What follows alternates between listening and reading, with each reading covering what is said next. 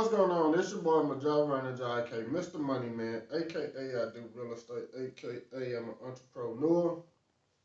What's going on, everybody? This your boy, man, and I'm back at it again, giving y'all three things, man, to definitely consider and avoid when you're getting started in this real estate field, starting out wholesaling.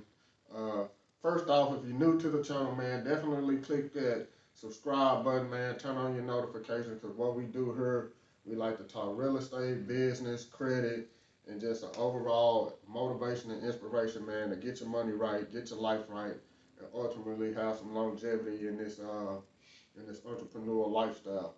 So definitely do me a favor, man. I'm trying to get those subscribers up, man. So definitely subscribe, man. I definitely appreciate it.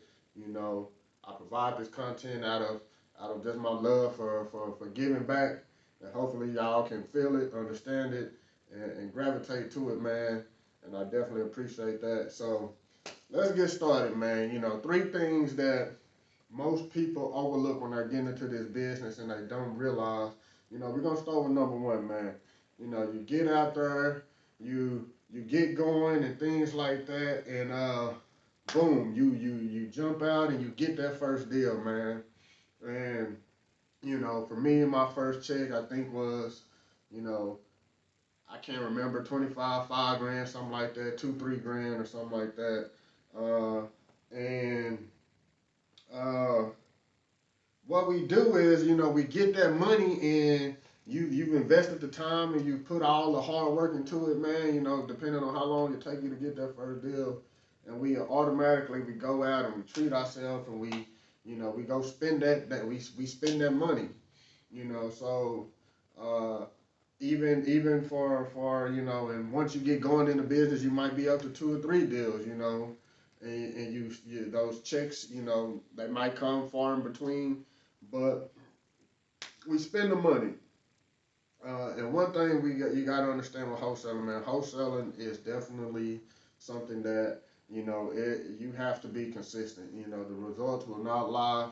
The the the effort you put behind it will definitely show. So one thing we do is, you know, it might be a month in between the deal, it might be 2 months in between the deal, so you get that money and you feeling good, and then you go out and you buy something.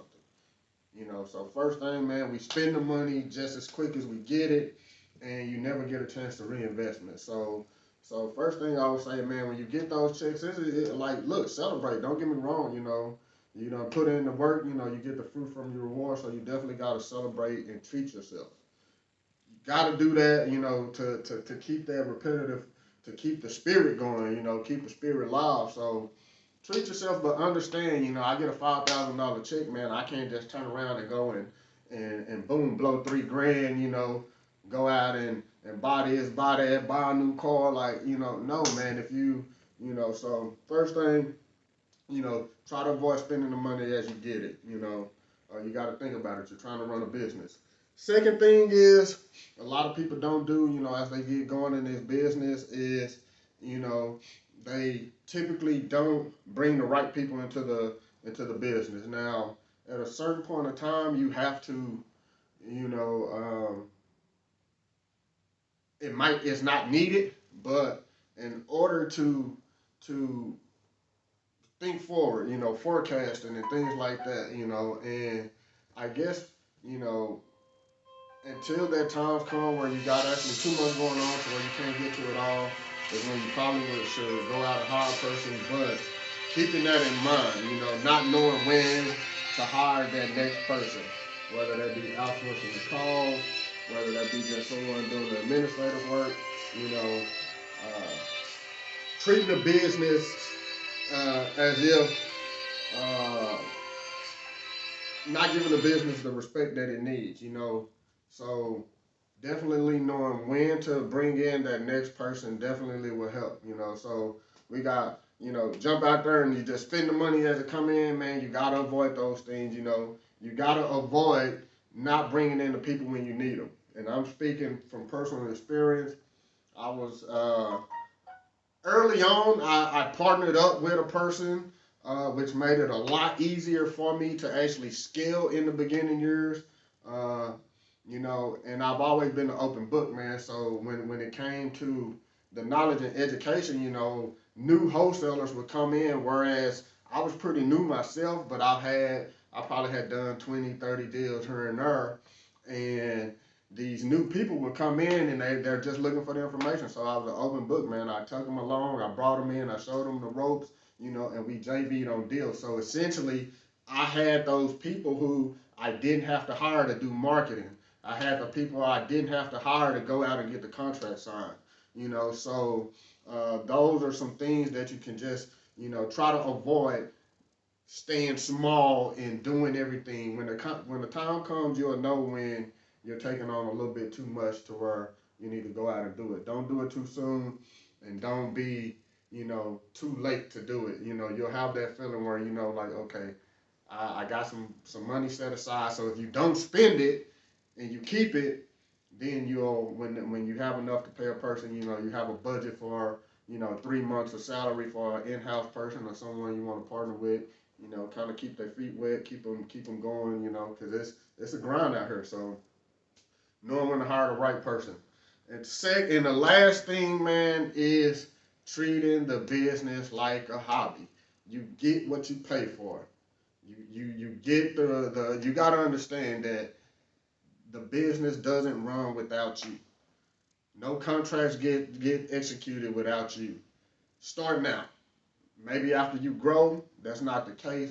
But starting out, man, you gotta realize like it's no more sleeping in. It's no more 5 or 6 hours just being lackadaisical about going out here and talking to sellers and doing your research. If you're looking to have any type of long-term potential, you gotta treat it as a business. Don't treat it as a hobby. Now that doesn't mean that you leave your 9 to 5 and just no. Make sure that you secure yourself, man. Always tie your camel. We got a saying is I'm not going to engage in anything without tying my camel. So make sure you secure in your finances before jump out and just go down this road, because if you're learning, um, for me, man, it took months and months and months before I got my first deal. So, and I wasn't treating it like a hobby. Like I was fully committed, 100%, late nights, early days, here, there, whatever I had to do. So I would just admire these things as personally things that I've went through, I've learned from, I've grown, and I've also seen in other companies, other people who I've had the chance to actually be around and see their operations. So first, don't spend the money as soon as you get it. Realize that you're trying to run a business, you're trying to get it going, and those funds are going to be very critical when you're trying to do marketing and trying to know when to hire that next person. So you know, if you're listening to this, you should already be trying to go in some type of financial uh, discipline mentality. You know, living off of 30% of your income, or putting aside 30% of your income, 40% of your income, trying to gradually get up to putting up over half of your income into investments and other things. Uh, Hiring the right person, man, knowing when to do that and not doing it too soon will definitely keep you sane, you know, but also give you the chance to actually grow at a pace that is congruent to your own personal uh, goals and ambitions. Third, man, treat the business as a business. Avoid treating it as a hobby. And with doing those three things, man, you would definitely have some success wholesaling. It's not easy, but if you take this information and you apply it and you continue to listen, you continue to pound the pavement and structure your stuff, set it up correctly, you will find success wholesaling.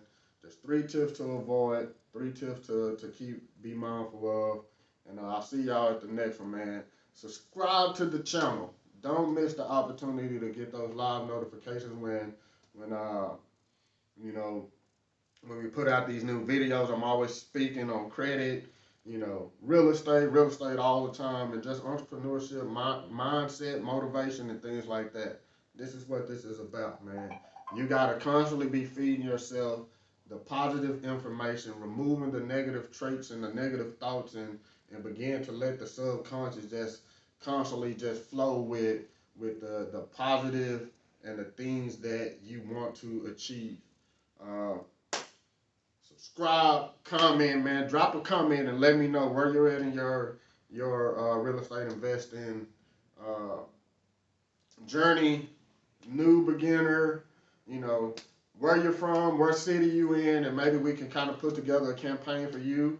You know, reach out, man. Like, look, this is an open channel, man. So reach out, talk to me, let me know what y'all trying, what you need. You know, what are some pitfalls that you are experiencing right now, and hopefully, man, we can connect. Follow me on. I'm on all the social media platforms. Instagram. You can see a lot of my rehabs, properties I've done. You know, I'm just an average guy, man, that came from very humble beginnings. My journey has been nothing but, you know, pain and glory, man. That's. I mean, what else can you say? You gotta take the pain with the glory, you know. And not all deals are wins, but you know, it's not losses either. We look at them as lessons, man, and we continue to grow. We continue to get better. It's a marathon, and we ain't gonna stop till the casket drop, man. It's your boy, Majai Vernon, man. Jai K, Mr. Money, man. And I see y'all at the next video. Peace.